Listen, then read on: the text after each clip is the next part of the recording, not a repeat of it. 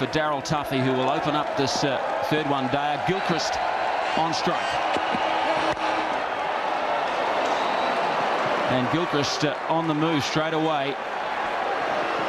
4 to start this game. Tuffy has struggled against Australia in 6 ODIs. He goes for 6.5 and over, and already he's gone for 4 on the first ball. No ball as well. So not the start Tuffy wanted. Gilchrist not as aggressive as we'd see him normally play that stroke, but he comes into this match not getting any runs under his belt in the initial 2 one-dayers. He'll be a little nervous. And another no ball there from Tuffy, so straight away you just wonder whether he's just a little bit too tense. He's under the pump a little bit. The selectors will want to see more. The coach wants to see more.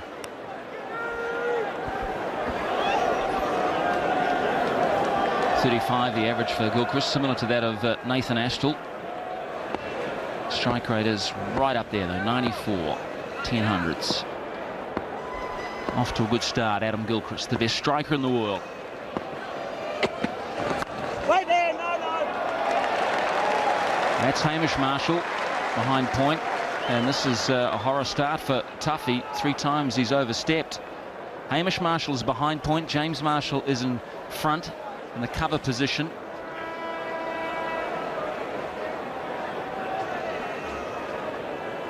Two slips and 3 on the offside, saving 1. So far Australia 7 for none, and you could say without a ball being bowled. Maybe this time. No ball again. Well, I've never seen 4 in a row to start a match.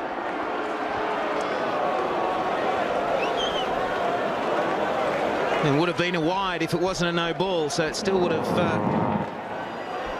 been an extra one for Tuffy. He's turning this first over into a long one. He now, if he's bowling legitimate deliveries from this point on, he's going to be bowling a 10-ball over to start with.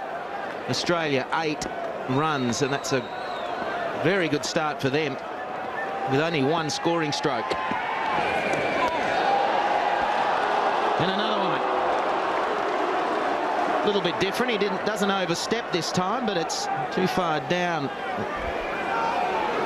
the leg side. Maybe he was looking for another squeeze dismissal. This is how Gilchrist got out in Christchurch, the previous one-dayer. It's got a little bit of bat on it. There's no doubt, Slats, that when you bowled 4 no balls, that your mindset all of a sudden shifts from the other end of the pitch to where you're putting your foot, and therefore you're losing your focus on your accuracy.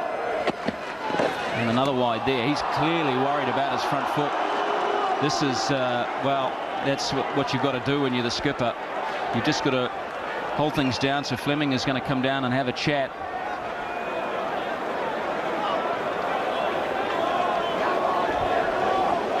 Well, that should be over. That's 6 deliveries gone. So now, if Tuffy is able to bowl his 10 overs, he's actually bowled 11. That's without any more extras. I think that there's going to be a couple of wides in there, maybe another no ball, but it's a shaky start from Tuffy. Really not the start that Fleming wanted to see from his Premier Quick. Another good stroke. Might be chased down by McMillan. No, that's gone away for 4, and a legitimate delivery. 14 from 1 ball. Second boundary for Gilchrist. He goes to 8. Extras are already 6. It's 14 for none. It's a tough ground, isn't it? That was a miss-hit from Gilchrist. These short boundaries really didn't get hold of that, and the bat was slicing, and it still ran away for 4. Only just got there. Fleming's changed the field, slip out, short cover in. That'll be wide.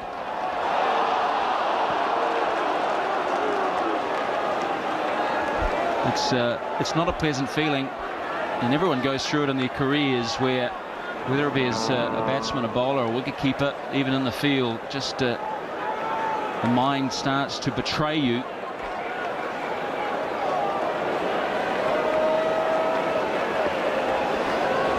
You've got to feel sorry for him, don't you? It might sound funny for an Aussie saying that, but you've got to. He just can't get that radar right.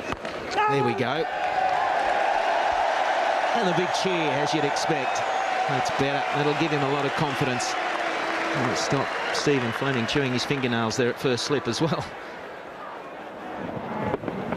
And what you've got to do is you've got to say, right, that's my start. I've got to forget about everything else and now work on this next ball and the ball after. It's a little bit confusing if you've just tuned in. 2 balls, 15 for no loss. And if you have just tuned in, there's been a few wides and no balls.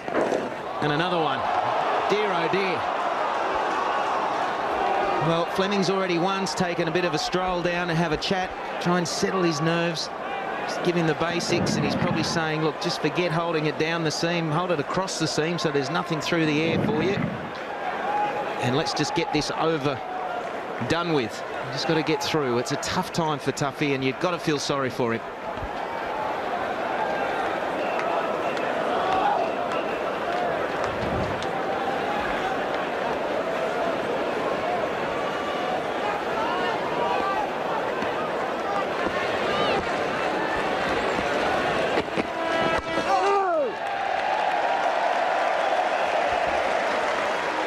Difficult for Gilchrist at the moment as well, because as an opening batsman you want to, he knows basically what to expect from Tuffy. He's faced him a few times now and hasn't sort of got through the initial over or two, but with the ball coming, you know, many down the leg side, a few wides there was a wide outside the off stump, so if Tuffy can just get one right, then it might surprise Gilchrist, bring about a rash stroke.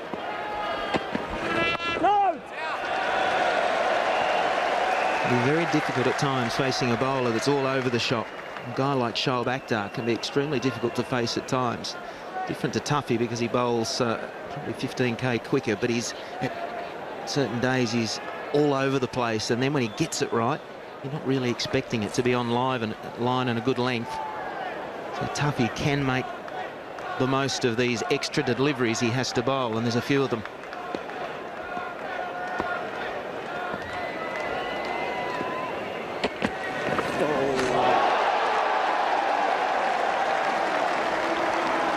Biggest chair of all, and it is deservedly so. Good delivery here, got the line and the length and a little bit of movement off the seam.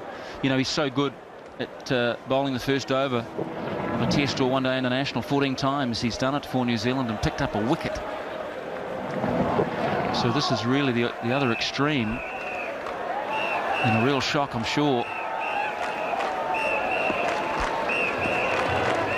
Last ball of the over.